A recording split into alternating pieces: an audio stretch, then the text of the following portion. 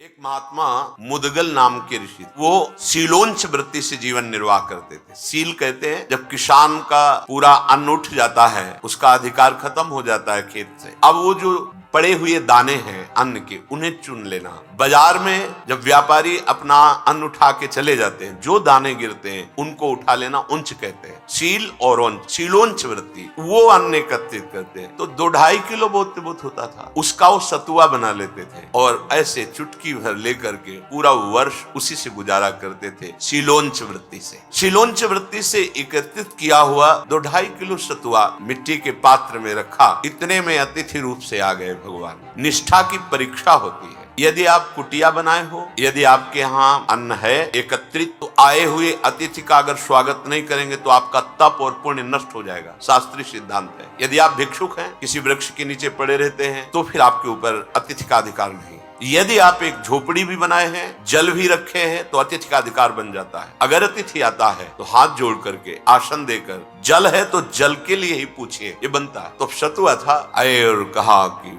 बहुत ही क्षुधा लगी है, आपके पास कुछ है? हाँ भगवान है। सतुआ दिया, पूरा 2.5 किलो सतुआ पा गए। 1 वर्ष के लिए वो रखते थे। उन्होंने कुछ नहीं कहा, जल पिला दिया, तृप्त हुए चले गए। तो वहां कुछ कण सतुआ के गिरे हुए थे, तो एक नेवला वहां से गुजरा तो आधा सोने का बन गया, स्वर्णिम तेजो में शरीर। अब वो जब महाराज युधिष्ठिर की राजसूय यज्ञ हुई, राजसूय यज्ञ, भगवान मुखिया उसमें, तो जब पूरी हो गई राजसूय यज्ञ, तो हर जगह वो लौट रहा था। पूरे यज्ञ मंडप पर जहां जहां पंगत पवाई गई, बार बार यही कहता था कि मुदगल ऋषि की सतुआ यज्ञ से बढ़कर ये राजसूय यज्ञ नहीं है। भगवान श्री कृष्ण ने कहा, नेवले, ऐसी यज्ञ तो कोई नहीं कर सकता, क्योंकि इस यज्ञ में स्वयं भगवान शंकर, ब्रह्मा, श्री कृष्ण देवपान, व्यास देव, परशुराम, बड़े बड़े सब भगवत स्वरूप आए हुए हैं। बड़े बड़े ब्रह्म ऋषियों का यहाँ सम्मान हुआ है। समस्त वैभव इसमें महाराज युधिष्ठिर के सेवा में है, आप ऐसा क्यों कह रहे हैं? तब उसने कहा, महाराज शीलोंच वृत्ति से जीवन यापन करने वाले मुदगल ऋषि का पूरी